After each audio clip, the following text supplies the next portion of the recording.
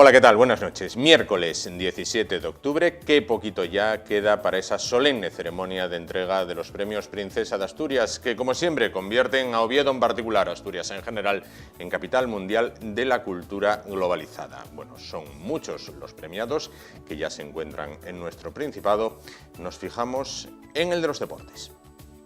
Enhorabuena a todos los galardonados con los premios Princesa de Asturias 2018, excelentes embajadores de nuestra tierra que os recibe con los brazos abiertos e inmensamente agradecidos por vuestras aportaciones para lograr un mundo mejor y una sociedad más humana. Ramiro Fernández. Ramiro Peluquería Psicoestética patrocina esta biografía. Reinhold Messner es el primer hombre que conquistó las 14 cimas de más de 8.000 metros que hay en el mundo. Su primer 8.000 fue el Nanga Parbat en 1970. A este le siguieron otros como el Everest, el Annapurna o el Makalu. Fue el encargado de realizar una de las primeras fotografías a la momia conocida como el Hombre de los Hielos, encontrada en el ventisquero de Simalaún, en la zona fronteriza entre Italia y Austria. Messner ha atravesado también la Antártida, el desierto de Bután, Groenlandia y el desierto del Gobi. Entre 1999 y 2004 fue diputado en el Parlamento Europeo por Los Verdes, ha escrito medio centenar de libros traducidos a una docena de idiomas y participado en la realización de documentales. Fue fundador de la organización no gubernamental Mountain Wilderness, dedicada a la conservación de los espacios naturales, y a través de la Messner Mountain Foundation ayuda a los habitantes de las zonas montañosas de todo el mundo. Por su parte, Krzysztof Welicki comenzó con su afición a la montaña a los 14 años, en los montes de Tatra, en su Polonia natal. Además de sus logros como alpinista, sus colegas deportistas destacan de él sus valores como ser humano, su compañerismo y su capacidad de liderazgo para afrontar retos en la montaña. A sus casi 70 años, Welicki dedica gran parte de su tiempo a divulgar los valores del alpinismo y a orientar a aficionados a este deporte sobre técnicas y estrategias a seguir en la montaña. Es autor o coautor de varios libros y es miembro del Explorers Club, con el objetivo de promover la exploración y la investigación de campo, y que en 2006 le entregaron el premio Lowell Thomas. Enhorabuena a todos los galardonados con los premios Princesa de Asturias 2018, excelentes embajadores de nuestra tierra que os recibe con los brazos abiertos e inmensamente agradecidos por vuestras aportaciones para lograr un mundo mejor y una sociedad más humana. Ramiro Fernández. Ramiro Peluquería Psicoestética ha patrocinado esta biografía. Y ahora, después de conocer el premio Príncipe de los Deportes con estos dos hombres de altura, comenzamos el programa de hoy.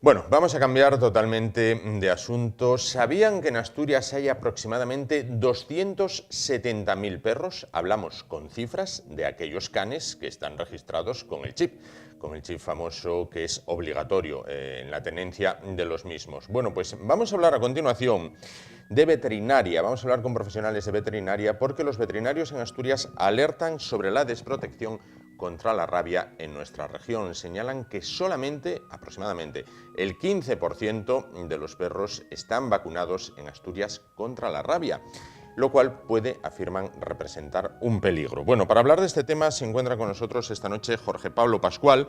Él es presidente de AEMVET, que es la Asociación Empresarial de Profesionales de Veterinaria en el Principado de Asturias. ¿Qué tal? Buenas noches. Hola, buenas noches. Bueno, pues entonces, antes de analizar cuál es la situación en Asturias, por definición, ¿qué es la rabia? Bueno, la rabia es una enfermedad que se transmite entre mamíferos que la produce un virus. Sí. Es una enfermedad letal, es decir, no tiene cura en ningún mamífero. Sí que es verdad cuando aparecen los síntomas. Sí que es verdad que en humanos, cuando hay en este caso una agresión de un animal rabioso hacia una persona y esta persona se le pone un tratamiento a base de inmunoterapia para controlarla, sí que en este caso tiene cura. Pero si no llega a tiempo, porque es al principio sobre todo, es una enfermedad letal por definición. para no criminalizar, en este caso, los perros, es de todos los mamíferos. Es decir, no solamente los perros son los que la pueden transmitir. Exactamente, te la puede transmitir cualquier mamífero, desde un cerdo, un perro, un zorro, un murciélago, un gato, cualquier animal que sea mamífero. Es causa de muerte, 70.000 personas al año mueren de rabia en el mundo. Ajá, eso es lo que estima la OMS en este caso. 70.000 personas mueren de rabia en el mundo y de hecho hay, digamos, una campaña a nivel mundial promovida por la OMS, lógicamente, para intentar controlar esta enfermedad. No erradicarla, porque prácticamente no se puede erradicar ninguna enfermedad, pero sí controlarla a nivel mundial mediante el único método que existe, que es la vacunación, en este caso, de animales domésticos. Claro. Ustedes denuncian que en Asturias la vacunación en perros, por ejemplo, no llega al 15%, ¿vale? De la población, de esos 270.000 aproximadamente, tenemos un perro por cada 4 asturianos. Si hacemos la comparación de que somos 1 millón de asturianos, bueno, un perro por cada 4 asturianos, solo el 15% están vacunados. ¿Cuál es la situación actualmente en España y en Asturias? Bien, la situación en España es muy diferente dependiendo de la comunidad autónoma en la que está. Es decir, si cogemos, por ejemplo, las recomendaciones del Ministerio de Agricultura, recomienda vacunar siempre, en este caso frente a la rabia y más por la potencialidad que tiene esta rabia de crear un gran desastre. Si cogemos las 4 comunidades autónomas, que no es obligatoria la vacunación, que 3 pertenecen a la cornisa cantábrica, que son Galicia, Asturias y País Vasco, Euskadi, y la 4ª, que es Cataluña, digamos que la protección es muy baja. Es decir, hablando con otros compañeros, lo que nos dicen básicamente es que no tienen estudios tan fiables como los nuestros en este caso, pero que calculan aproximadamente que anden más o menos como nosotros, que en este caso es por debajo del 15%. Bueno, la pregunta es clara. ¿Por qué no se vacuna o por qué no es obligatorio vacunar en Asturias contra la rabia? Eso es una gran pregunta que nos hacemos todos. Es decir, entendemos que siempre es más importante prevenir que lamentar, y más en el tema de la rabia. El tema de la no vacunación en Asturias fue desde el año 2002, en que las autoridades que estaban en aquel momento estimaron que la rabia estaba para ellos erradicada. La rabia no está erradicada, la rabia estaba controlada, que es muy diferente. Erradicados están los dinosaurios, que no los encuentras en ningún lado. ¿Por qué estaba controlada? Estaba controlada por las vacunaciones que ha habido. Sí que es verdad que si hablamos de, digamos, la sociedad del año 2002, la sociedad del año 2018, el tránsito de personas era muy diferente. Es decir, antes no se viajaba tanto, antes no venían tantas personas de otros países y no había, digamos, este sentimentalismo animal que existe hoy en día. Es decir, cualquier persona se va a un país, encuentra un animal abandonado y con toda la buena voluntad del mundo quiere acogerlo, intenta traerlo, y sí que es verdad que en España ha pasado que han atravesado animales que tenían rabia, procedentes sobre todo de Marruecos, y que de repente han aparecido en países tan lejanos como Holanda, y que Holanda y la Comunidad Económica Europea ha dicho a España, tenemos un problema. ¿Qué sucede si de repente uno de esos animales nos llega a España? Nos llega a Asturias. Porque digamos que en el año 2013 hubo un caso muy sonado de rabia, de un mordisco de un perro, de una perra que mordió a 3 niños y un adulto en Toledo, y gracias a Dios se tomaron las medidas pertinentes y no fue a más, pero el caso podía haber sido muy, muy, muy grave. Perro con rabia en este caso. Era una perra con rabia, procedente de Cataluña, mal vacunada porque se atravesó antes del tiempo que tenía que ser, en este caso a Marruecos, volvió de nuevo a España, era de personas que se dedicaban a ir por mercadillos ofreciendo sus mercancías y anduvo por diferentes sitios. Y al llegar a Toledo, de repente esta perra empezó a tener los síntomas de la rabia, en este caso agresividad, que es una de las formas que tiene la rabia, y mordió a estas personas. Gracias a Dios, y es duro decir esto, uno de los niños tuvieron que llevarle a la UCI. Y a través de ahí se activó el protocolo de la rabia y se capturó a esa perra y se eutanasió a esa perra y tenía la rabia. A raíz de eso, a esos 3 niños, ese padre, se les inyectó en este caso la inmunoterapia frente a la rabia, ¿no? Que por ejemplo don Vicente Almansa, en una conferencia, que es uno de los más altos cargos del Ministerio de Agricultura, dijo, si en un momento dado este niño se hace la típica herida, que no es nada, lo llevó a casa, lo curó con betadine, esos 3 niños y el padre estaban muertos. La suerte fue eso, que hubo un gran destrozo. Al coger este animal y comprobar que la rabia, automáticamente se activa el plan de contingencia, que es analizar todos aquellos animales que en el periodo de infección hayan tenido, en este caso, el contacto con este animal, y a las personas, ¿vale? Se analizaron 33 perros en este caso. De esos 33 perros hubo que practicar la eutanasia solamente en 4. ¿Por qué? 1 de Madrid porque no se había vacunado y 3 del País Vasco porque no es obligatoria la vacuna y porque automáticamente la gente tiende a no vacunar. Además de más de 100 personas que tuvieron que estar con ellas en contacto y hacer ciertas pruebas para comprobar que no necesitaban inmunoterapia tampoco. Claro. Vamos con 2 casos prácticos. Vamos a ver, imaginémonos que una persona pues tiene en casa un perro, ¿vale? Que no está vacunado. ¿Cómo puede intuir, detectar que ese perro está infectado con rabia? Vale. Digamos que la rabia es una enfermedad que hasta que no llega a la época de síntomas, digamos que suele ser entre 1 y 3 meses después de, en este caso, la agresión o el contacto con la saliva con el animal rabioso, no aparece ningún síntoma. Sí. ¿Qué es lo más normal? Síntomas nerviosos. Ataxia, descoordinación, desorientación. Ves que el animal está, pues no es tu perro. Tú conoces muy bien a tu perro, a tu gato, y dices tú, esto no es normal.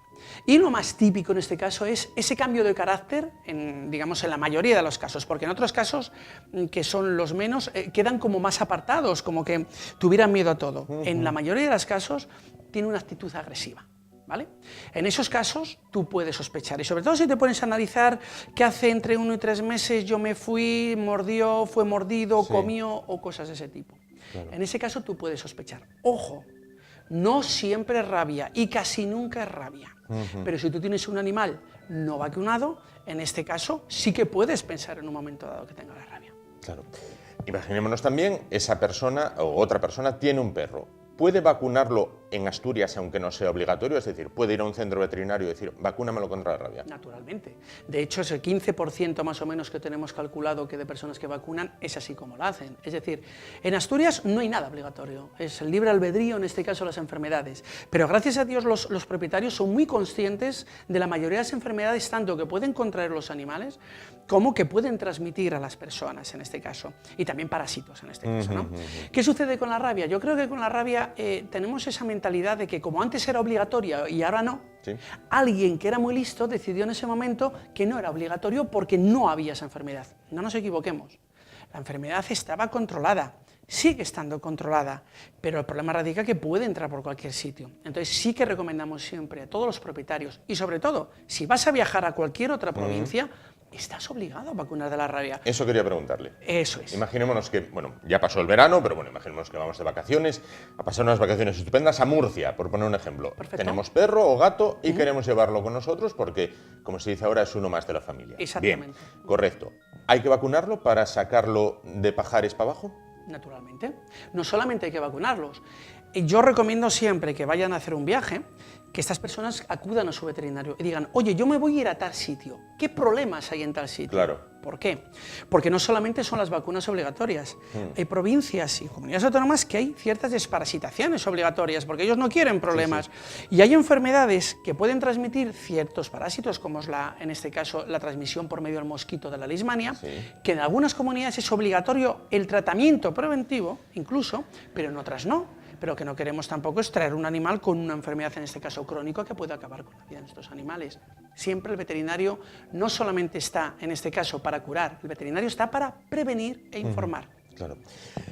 Otro caso práctico. Te das una vuelta por la calle, de repente llega una persona a quien tú no conocías, no era ni vecino tuyo ni nada, con un perro y el perro te mordió. Bueno, bien. Te mordió, bueno, con cierto alcance.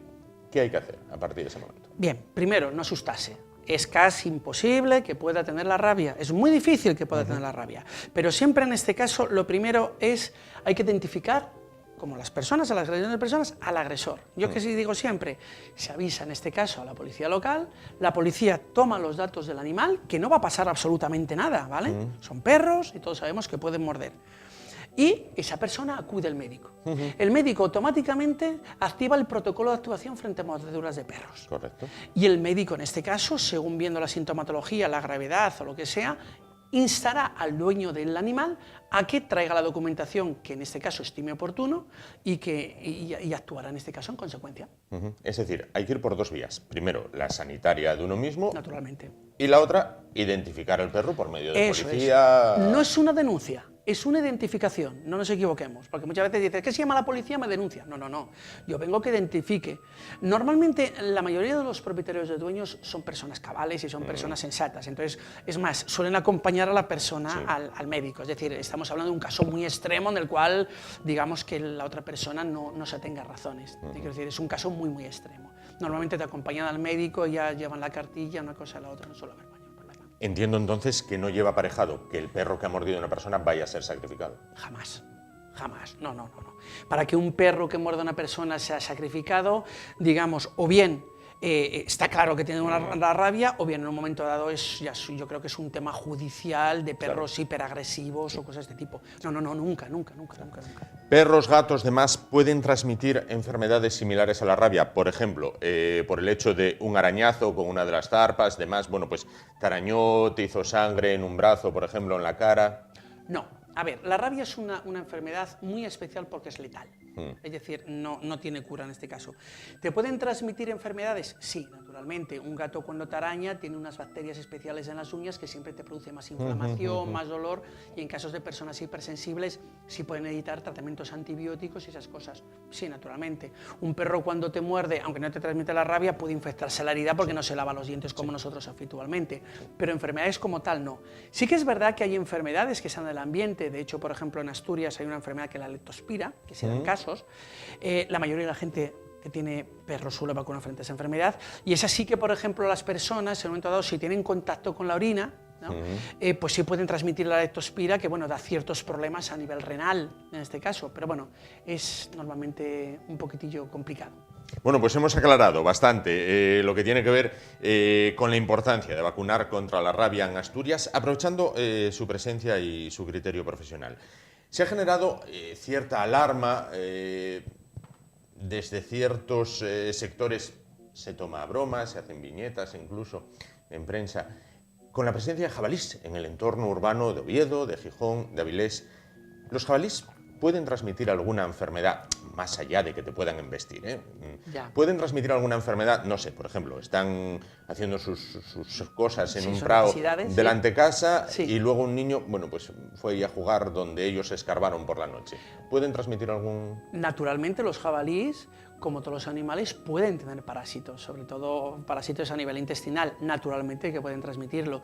Pueden tener leptospira en un momento dado, pueden tenerla. Es muy difícil, muy difícil. El mayor riesgo con un jabalí, que eso siempre yo lo digo cuando cualquier persona acude a la clínica, es no le molestéis mucho, llamar a quien en este caso le competa el trabajar con esos animales, porque el mayor riesgo que tenemos en un momento dado es que se sientan amenazados, te ataquen y te claven esos colmillos que son como auténticos puñales. Claro. Pues Jorge Pablo Pascual, presidente de AEMVET, que es la Asociación Empresarial de Profesionales de Veterinaria del Principado de Asturias. Muchísimas gracias por estar con nosotros esta noche y, como corolario, vacunar. Siempre. ¿Es caro vacunar contra la rabia? Mira, el precio medio suele ser unos 30 euros, impuestos incluidos, de media en Asturias. Es decir, no es caro. Es caro realmente. ¿Qué es más caro? ¿Vacunar a un perro o al final tener serios problemas de salud? Claro. Pues muchísimas gracias por estar esta noche con nosotros. Muchas gracias a vosotros. Gracias. Nos vamos muy rápido a publicidad, volvemos y continuamos el espacio de esta noche. Hasta ahora.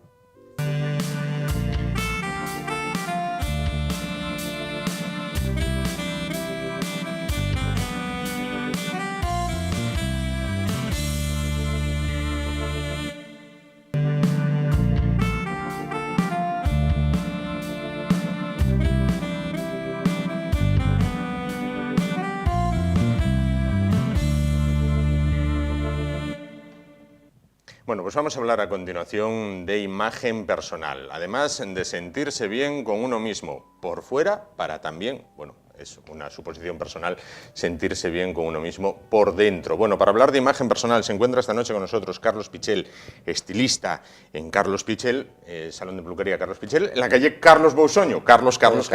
Bueno, creo que queda claro. Noches, ¿Qué tal? Juan. Buenas noches. Muy bien, buenas noches. Bueno, pues entonces, ¿cómo conseguir, Carlos, una buena imagen personal? ¿Es tan difícil o es ponerse en manos de profesionales?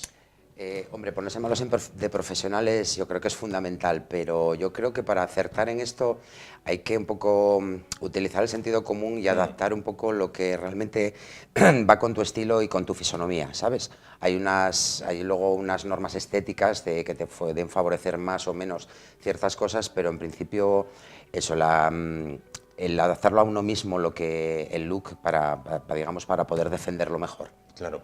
La profesión vuestra ha evolucionado, lo digo en el sentido de, hace años, estoy pensando en gente de la edad de mis padres, de mis abuelos, bueno, pues tú llegabas a la peluquería y decías, corto con la raya de lado. El señor cortaba corto con la raya de lado.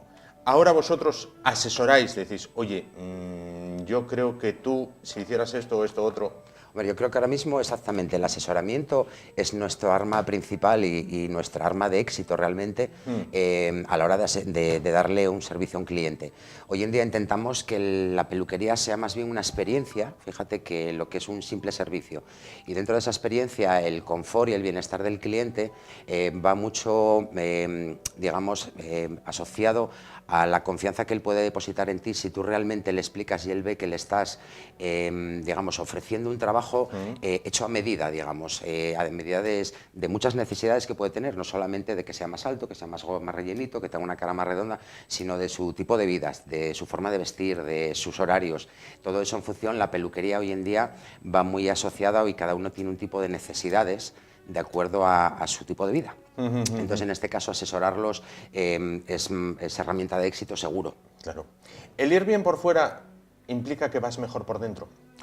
Yo creo que sí, te provoca un bienestar y de hecho yo muchas veces en mi casa oigo cuando la persona sale, sobre todo si sale satisfecha o muy satisfecha, que te comentan que notan como un plus de energía, que te da como ahí una especie de subidón, una seguridad en ti mismo, que te aporta un plus de seguridad a la hora de, bueno, de salir a la calle, de enfrentarte a una entrevista de trabajo, a una reunión, ¿sabes? El verse uno bien, evidentemente yo creo personalmente que aporta un bienestar tremendo. Claro. Bueno, decías a la hora de asesorar, ¿quién se deja asesorar mejor, el hombre o la mujer?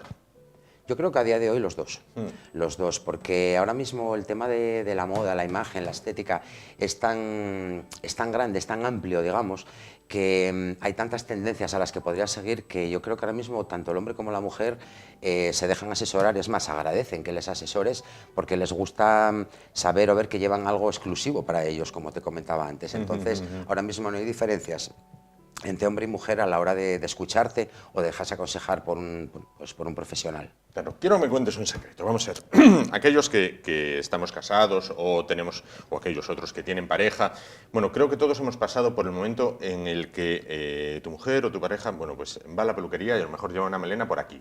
Y cuando vuelve, la lleva por aquí. Y dices, ¿qué hiciste? Y te dicen, no, fue el peluquero.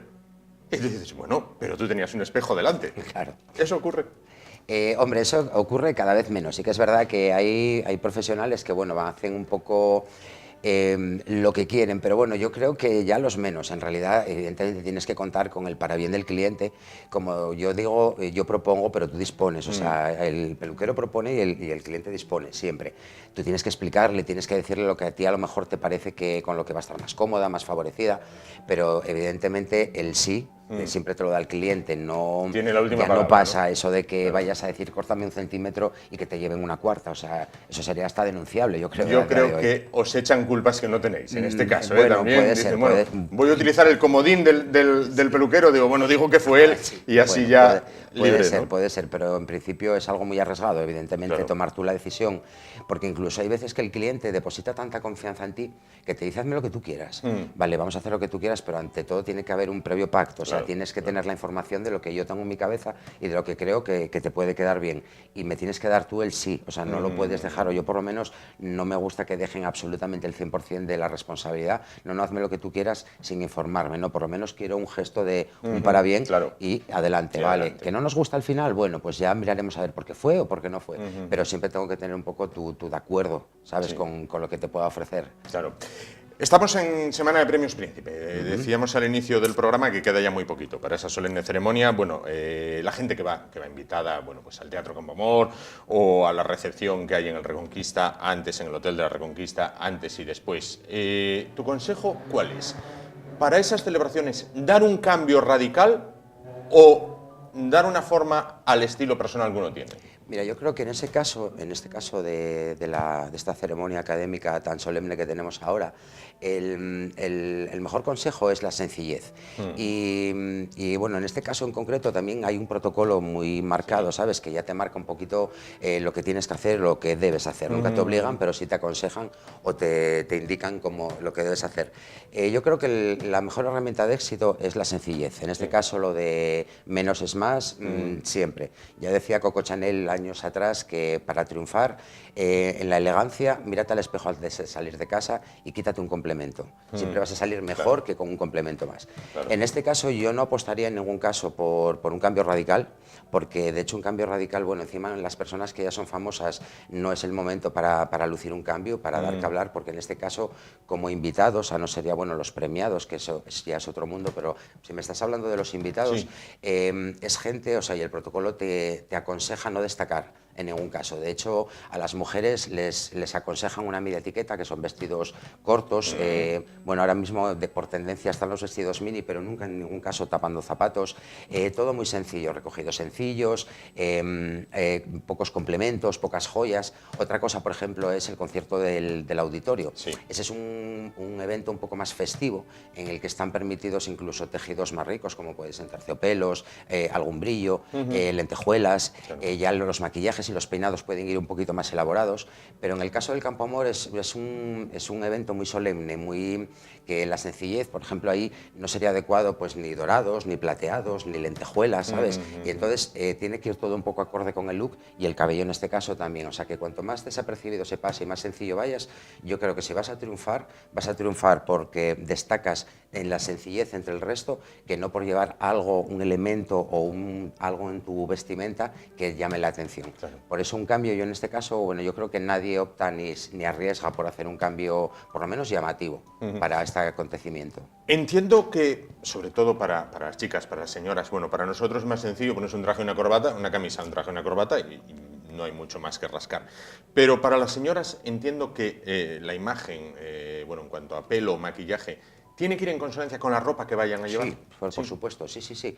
Ya te digo, en el caso del concierto, los maquillajes y los peinados son mucho más elaborados, ya que la vestimenta te permite o aconseja poder ir un poquito más elegante, un poco más llamativa, más de fiesta. En este otro caso, son largos de vestidos sobrios, son looks sobrios, con lo cual pide también, evidentemente, llevar pues, peinados naturales o recogidos que se llaman, este año está muy de moda, el recogido Messi, que son estos recogidos un poco despeinados, que hace poco la reina, por ejemplo, sacó uno que fue súper comentado en todas las revistas y súper pedido. De hecho, ella es uno de los modelos que todas las casas de protocolo aconsejan seguir porque parece ser que ella es siempre muy adecuada y muy correcta en cuanto a lo que es el look de protocolo que tienes que llevar en cada cosa.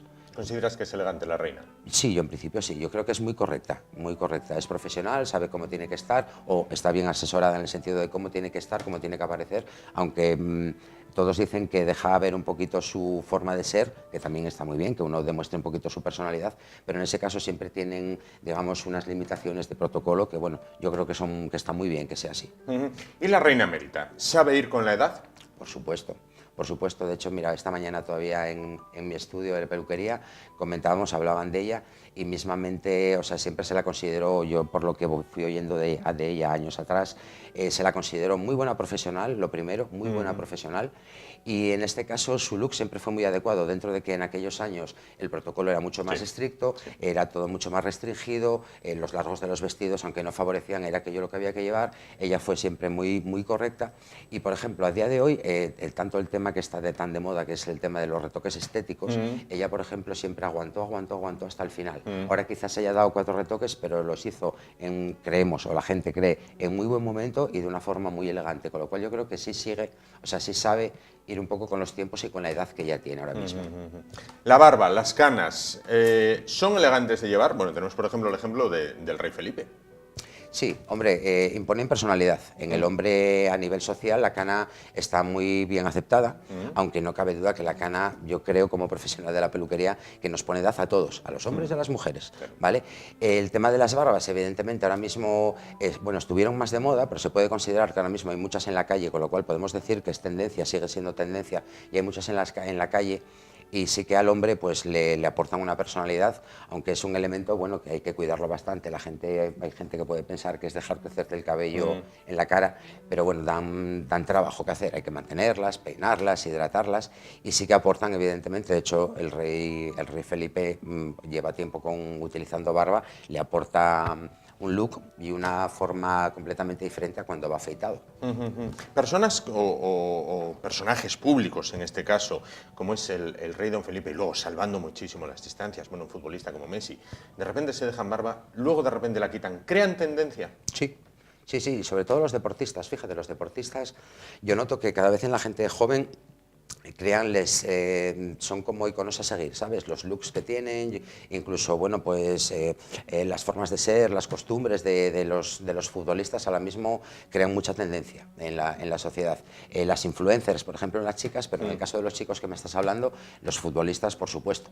Y sobre todo más futbolistas que a lo mejor podrían ser actores, que también son personajes conocidos, que también cambian sus looks y tal, pero fíjate tú que es el mundo del deporte, ahora mismo el que más influencia, sobre todo pues en las jóvenes generaciones, que son las que llevan la moda, las que se mueven por ahí. Claro. Para una ceremonia de este tipo, a la hora de prepararse, ¿no? ¿Es más difícil para una chica joven, muy joven, por ejemplo, pues hablo de 18, 20 años, que esté invitada a la ceremonia, es más difícil dar con el punto que lo que puede ser para su madre? Fíjate que yo creo que no, porque es lo que te decía antes, hay un protocolo marcado. Entonces hay unos largos marcados, hay unos volúmenes, hay una serie de telas que son las adecuadas. Entonces, si volvemos a lo que te comentaba al principio del todo, de que cada uno debe ir un poco acorde a sí mismo, a su fisonomía y a su estilo, si con con los géneros que te permiten, con los largos que te permiten, con las alturas de tacones que te permiten, y lo reflejas un poco en tu personalidad, yo creo que es muy sencillo acertar en el look para ese día. Tanto una señora mayor como una hija o una nieta, incluso una niña de 17, 18 años. Claro. Yo creo que es fácil acertar. En Oviedo, en particular, en Asturias en general, ¿la gente es elegante, la gente se cuida, la gente se preocupa por su imagen o vamos un poco como yo creo que sí, tenemos una región, las regiones del norte, en concreto ya vamos a decir todo el norte de España, yo creo que a lo mejor por el frío utilizamos más prendas que en el sur mismamente, entonces bueno, ya nos hace pues el quito y pongo más cosas, entonces tenemos como mucha conciencia de lo que es la estética, el look, y sí que considero que en la zona norte, no es que la zona sur, cuidado, no estoy diciendo que considere que no son elegantes, pero sí que en la zona norte hay una preocupación especial, hay factores que nos influyen, por ejemplo la humedad, la humedad aquí vivimos con ella todos los días, en mi caso yo con el cabello es mi pelea diaria, pelear contra la humedad, la gente pues tiene mal pelo por culpa de la humedad, entonces es algo que nos preocupa, y tanto el cabello como el resto de la vestimenta, con lo cual yo creo que sí, que aquí en el norte tenemos una cierta elegancia, digamos, El frío quizás nos haga más elegantes, el calor más descuidados, ¿no? Sí, cuando vamos a la playa vamos igual de cualquier manera. Exactamente, ¿no? De hecho las colecciones que hay en verano a las que son de ahí de invierno cambian por completo, aunque sea digamos el mismo fabricante, en verano evidentemente tenemos otras necesidades, el calor te hace ir cómodo o ir guapo con otro tipo de telas, te pide menos armazón digamos que de invierno. Carlos, cuando yo tenía allá en la noche los tiempos entre 16 y 20 años, en cuanto que pasaba la festividad de difuntos y todos los santos, ya entrabas en el previo Navidad. ¿Sí? Y de 16 a 20 años, la idea que te rondaba la cabeza era constantemente Nochevieja, Nochevieja, Nochevieja. Ese día voy a salir y voy a volver al día siguiente para comer. Es decir, es la única noche en el año en la que puedo salir todo el año. Bueno, entiendo que las tendencias de los jóvenes han cambiado. Sé que estamos en muchas fechas para Nochevieja, pero ¿hay algo que ya estéis manejando, que ya tengáis en mente esta Nochevieja, sobre todo para las chicas? ¿Se va a llevar esto otro? Sí, las tendencias no son tan temporales de momento, con lo cual ahora mismo la tendencia de lo que va de poder llevarse a nivel de fiesta para Nochevieja ya están claras, que son un poco lo que te comentaba, el recogido Messi, en este caso la reina tuvo cuando, bueno, ya estaba en tendencia, pero el sacarlo ella en concreto tiene mucho peso a nivel social y van a ir por ahí los tiros y siguen yendo por ahí. Siempre las ondas también están muy de moda, que se llevaron durante todo el año y hay mucho peinado en las ceremonias, que las chicas sobre todo van con ondas, y yo creo que esta Nochevieja yo apostaría porque van a ser recogidos Messi y ondas la mayoría de los trabajos que hagamos. Pues Carlos, te voy a plantear un reto, si no nos vemos antes, para antes de Nochevieja, nos citamos aquí donde estamos. Será un placer, y claro. me hablas específico el recogido Messi. Sí, Messi como Messi, sí, Messi. Exactamente. Está en todo este hombre, Messi está en todo. Bien, el recogido Messi y las ondas, por ejemplo, Exactamente, y de sí. todo cuanto evolucione placer, durante claro este que sí, tiempo claro que sí. al tema Nochevieja. Carlos Pichel, director del estudio de estilismo Carlos Pichel, en la calle Carlos Busoño de Oviedo. Muchísimas gracias A ti es un por placer, estar Juan, esta noche con cuando nosotros. quieras. Gracias. Pues nos vamos muy rápido a publicidad y volvemos para hablar de cómic. Sí, lo que es, bueno, pues ese género tan poco extendido en España, pero con mucha potencia en otros países como Bélgica, Estados Unidos o Japón.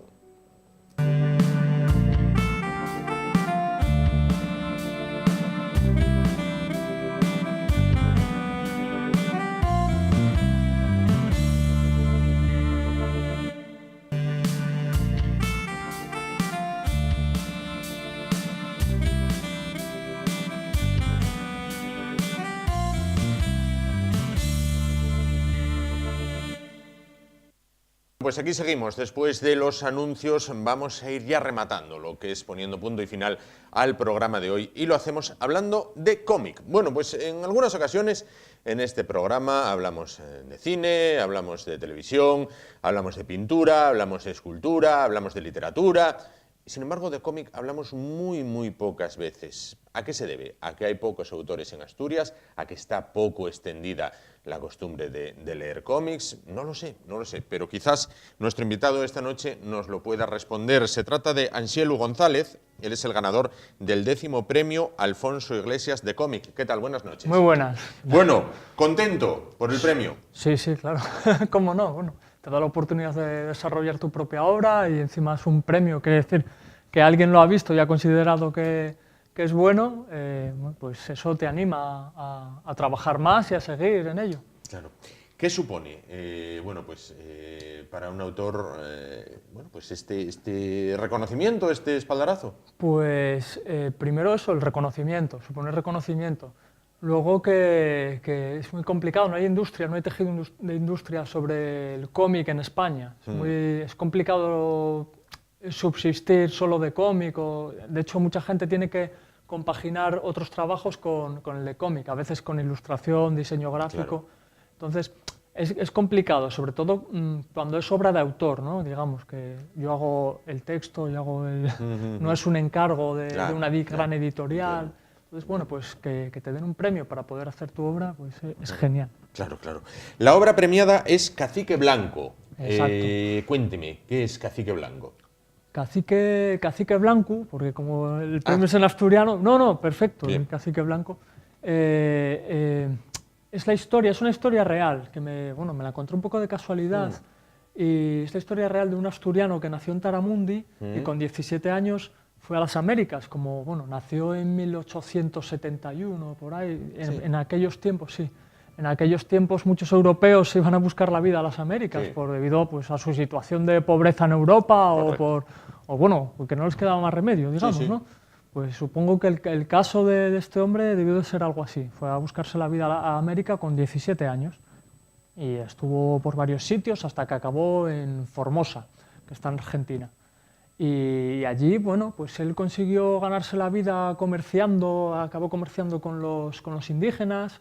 Fue muy conocido entre ellos por los tobas, sobre todo, que son los que le nombraron Cacique Blanco, que un cacique es el jefe. Como el jefe, sí. Claro, pues a él le dieron el honor de llamarlo Cacique Blanco por el trato que tenía con ellos, que no debía de ser habitual este trato por parte de un colonizador, digamos, porque al final también hizo como funciones de colonizador no colonizador como Hernán Cortés llegó aquí. Él iba allí a buscarse la vida con la ganadería, introdujo la vaca lechera, de hecho, y estableció el primer centro comercial allí, digamos, o casa de comercio, más que centro comercial al uso de lo que conocemos hoy. Sí. Y se fue ganando la vida así, fue un pionero, digamos, también. ¿Cómo llega a esa historia? ¿Cómo llego a conocer esta historia? Sí. Pues yo quería presentar algo al concurso y estaba trabajando en una historia. Me gusta mucho el tema de los vikingos que llegaron a Asturias o el tema de los piratas que había por Asturias, y buscando información, Sí. di con este hombre y su historia, encontré algo sobre exploradores, que en principio no era José Fernández Cancio, que es cacique blanco. Sí. Encontré sobre un hombre que se llamaba Ibarreta y que murió intentando buscar el cauce completo del río Pilcomayo, y que un asturiano fue el que encontró los restos. Entonces, indagando un poco, buscando información, encontré algo de estos hechos. La vida de José Fernández Cancio está escrita, o su biografía está escrita, Claro. pero no está publicado. Ya. Entonces yo la información que tenía era muy escasa, entonces tuve que completar sobre esta aventura con la información que tenía de Ibarreta, y más tarde tuve que buscar a otro explorador, que era un italiano llamado Guido Boiani, y conociendo la historia de Boiani, también un poco conocía la historia de José Fernández Cancio, que Claro, tiene estas claro. barbas que se ven en la imagen. Sí, parece ahí un poco Rasputín, ¿no? Exacto, sí, sí, el cuadro de él las Rasputín, tenía así. la foto de Rasputín, Sí. ahí que da un poco hasta de miedo. Claro. ¿Tiene pensado en profundizar lo de los vikingos en Asturias? Para próximos proyectos ya estoy con otra cosa, pero quizás más adelante. Sí que tenía un poco que ver lo que estaba haciendo Claro. ahora, porque yo presenté el proyecto. Una vez que presento el proyecto, digamos, tenía que presentar tantas páginas.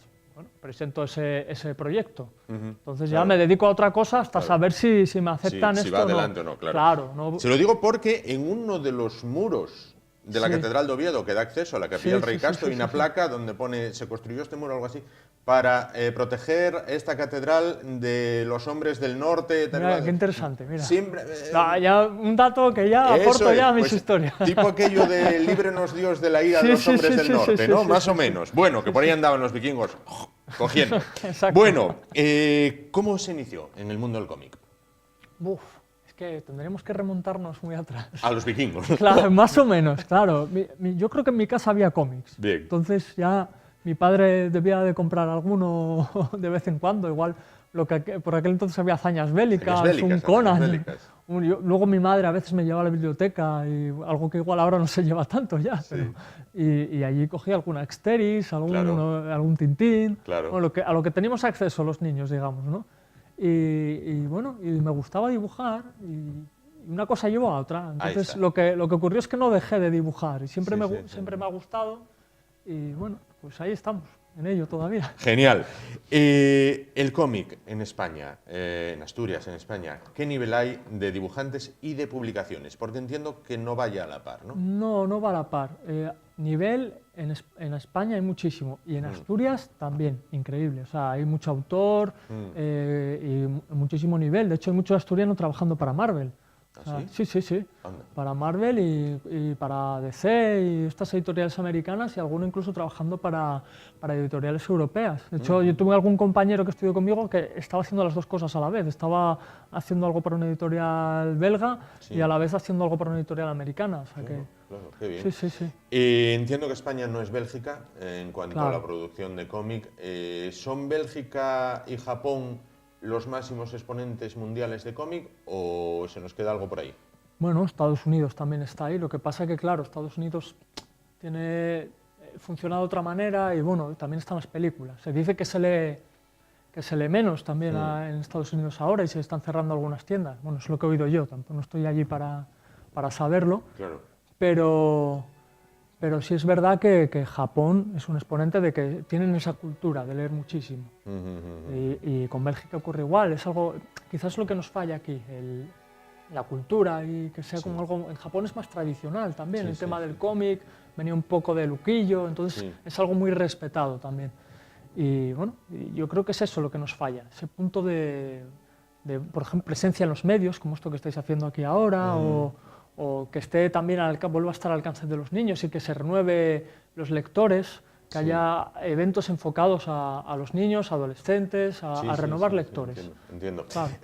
Bueno, vemos cómo son los trazos, cómo son los dibujos de Ánselmo González. ¿De qué fuentes bebe? Quiero decir, se basa, a ver, voy a decir pecados, para el manga japonés, para cuestiones más realistas, Bueno, en esta obra me basé más en el trabajo de ilustración del libro ilustrado infantil. Es infantil, pero a veces la ilustración parece un poco más adulta. Sí que es verdad que yo habitualmente no dibujo así, en este caso lo hice así por la obra, porque la obra me lo pedía. Pero mi estilo de dibujo es más infantil, más de animación, entonces sí que bebe un poco también a veces de la animación, del manga, en general intento aprovechar todo, digamos, el cómic europeo, todo lo que me llega. Quería preguntarle una cosa que a mí me llama muchísimo la atención y me tiene la cabeza, hay veces que lo pienso, de esos días que no tienes nada que hacer y te pones a pensar, dices, bueno, vamos a ver, por ejemplo, si yo fuese dibujante, si yo fuese Ángelo González, bueno, pues dibujaría en un blog así lo mejor que tuviera y lo llevaría a una gran compañía de dibujos, por ejemplo, y diría, tengo esto y tal, ¿no? Bueno, pues puedes tener, por ejemplo, a Cacique Blanco, otros un día llevaron a Conan, otros días otro llevó a Spiderman. Pero ¿cómo alguien puede llegar con la cara de decir, aquí te traigo, es Bob Esponja, y que haya triunfado? ¿Cómo puede llevar una esponja en calzoncillos y decir, y se forró? Bueno, ahí está la magia del asunto, que no se sabe muy bien cuál es la fórmula, ¿no? No hay una fórmula. Un galo gordo y fuerte con otro ingenioso y triunfar. Puedes llevar a D'Artagnan, puedes llevar... No hay una fórmula del éxito, si no todos la seguiríamos, ¿no? Entonces iríamos... Sí que podemos fijarnos en, oye, pues esto ha triunfado. Y podemos tomar nota, vale, este hombre ha triunfado con esto, vamos a tomar ejemplo. No hay una fórmula, pero bueno, entiendo que tuvieron un público objetivo, que cumplieron y les funcionó perfectamente. Y bueno, de hecho Bob Esponja todavía está ahí como, bueno, reconocido por animadores, por los niños. Por todo el mundo. Jamás entenderé el triunfo de Bob Esponja. Bueno, he de decir que yo me lo pasaba muy bien con Bob Esponja. Bueno, eso va aparte, pero el personaje conceptualmente, el personaje, una esponja. Bueno, ya, claro, ¿cómo llegas a eso, ¿no? ¿Cómo llegas a esa idea? Sí, de hecho es más complicado eso quizás que... Tuvo que ser una noche complicada para que llegar a una alumbrar piña, a Bob Esponja, y vive en una piña en el fondo del mar. Bueno, terrible. Próximos trabajos de Ángelo. Bueno, ahora tengo que acabar Cacique Blanco. Bien, después. Después ya estoy planteando una historia, pues lo que te comentaba, viene un poco del tema este de los vikingos, que no sé si al final saldrán ellos o no, pero bueno, estaba aprovechando un poco también el tema de la mitología asturiana, pero sin estar encorsetado con la tradición, más bien aprovecharla para contar mi historia, lo que yo quiero. Digamos, bueno, como hizo un poco Tolkien a su manera, ¿no? Él cogió ciertas mitologías y lo convirtió a su manera. Pues yo un poco por ahí, una historia más sencilla, sin meterme ahí... Pues aquí estaremos para que nos lo venga a contar. Perfecto, Ángelo. encantado. Muchísimas gracias por estar esta noche con nosotros. Ángelo González, enhorabuena de nuevo, ganador del 10º premio Alfonso Iglesias de cómic. Y gracias también a ustedes por estar una noche más con nosotros. Nos vamos, volvemos mañana. Será a partir de las 10 de la noche, como siempre, aquí en Es Asturias Televisión. Hasta entonces, gracias por su atención.